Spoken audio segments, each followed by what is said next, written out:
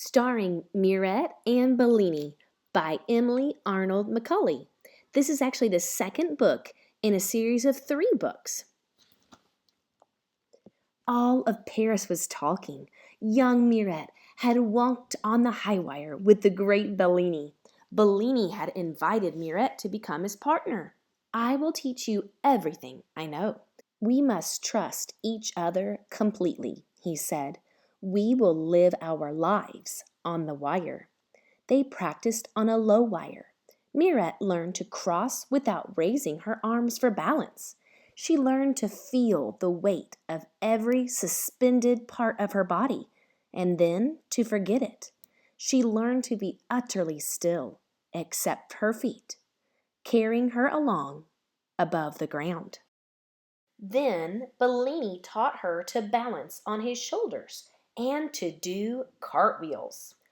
When she had mastered these feats on the low wire, they rehearsed on a wire 40 feet above the ground.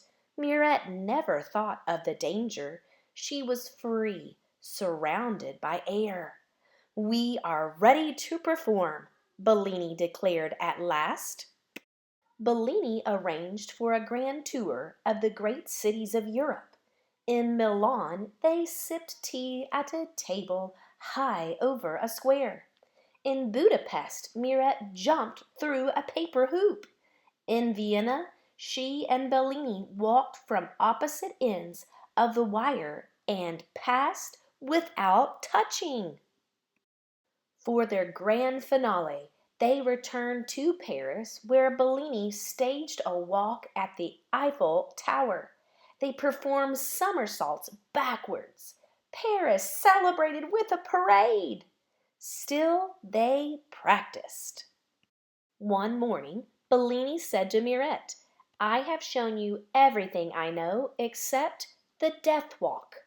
One walks up an inclined wire blindfolded.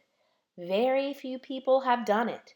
This is so difficult it is always announced as an attempt." "Teach me," Mirette responded.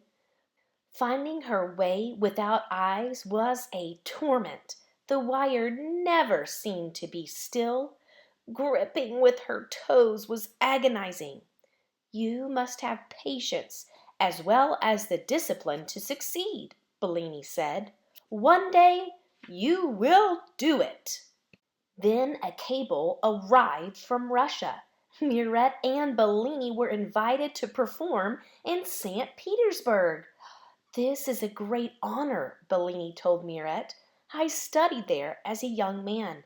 The Imperial Ballet and the circus are the greatest in the world."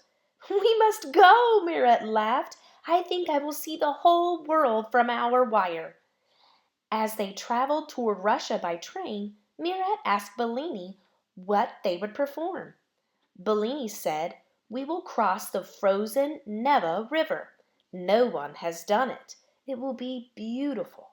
A perfect salute to the city." In the morning, as they passed a village, Mirette saw a ragged band of people. "Who are they?" she asked. "They look starved."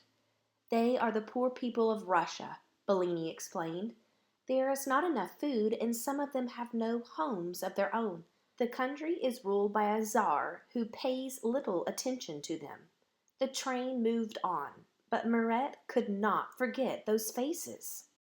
In the distance, the sun shone on the gold and painted roofs of St. Petersburg. How rich the city looked! At the station, a woman pushed her way through the crowds. "Vera!" Bellini cried as they embraced. "This is Mirette." The woman smiled. "We were students together," she said. "You will be my guest while you are here." That night, Mirette listened as the old friends recalled their student days and talked of hard times in Russia, of hunger and hopelessness. When anyone tries to speak out or to change things, the czar's police take him away to jail. "But this is terrible!" cried Mirette. "Can't we do something?" "Maybe you can," Vera said. "Tell us," Bellini urged her. "When you and Mirette are above the river, speak to the people. Tell them from the wire that you believe in freedom and come from a city where the people are free." "We will," Bellini declared. On the day of the walk, people gathered along the frozen river. Bellini walked to the center of the wire with Mirette on his shoulders. The crowd roared. Mirette heard only the singing of the wire. Bellini lifted her with one arm, turned full circle, set her down, and knelt as she ran to the end. Bellini followed, and they stood together. Mirette had never felt so free. Bellini spoke. "One day you too will be free. Do not lose hope." A great cheer rose up from the people. When they came down, they were surrounded by exultant people. But suddenly, soldiers broke through and carried Bellini away. Mirette cried out. A soldier pushed her to the ground. Mirette was afraid for the first time in her life. She looked up at the faces of strangers in a place far from home. But Vera was there. "Come, child, we must go home." "But Bellini," Mirette said. "We will try to help him," Vera told her. That night there was a meeting. "We have a friend inside the jail who knows where Bellini is," a man said. "We must rescue him," Mirette cried. "There is no way to reach him. Soldiers are posted everywhere. His window looks out the back over the canal.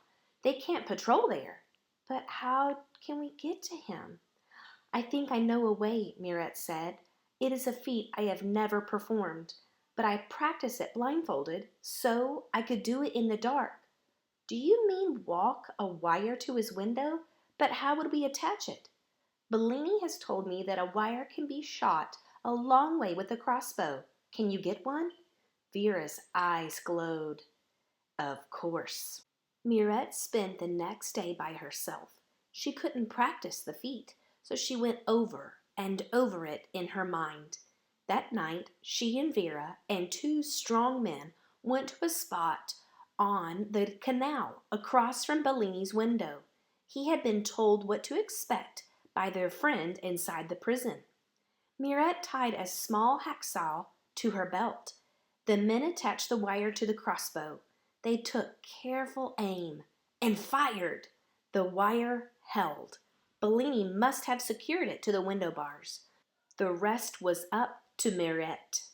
"I will now attempt the death walk," she said to herself. The night was as black as any blindfold. Mirette inched forward, thinking only of the wire.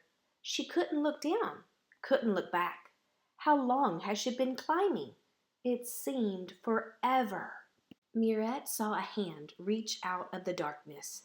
It was Bellini's. She climbed onto a windowsill. Bellini took the hacksaw. A wagon rumbled over the cobblestones as he began to cut the bars. She clung to the ledge. "It's done," Bellini whispered at last. He squeezed through the hole he had made and stood beside her.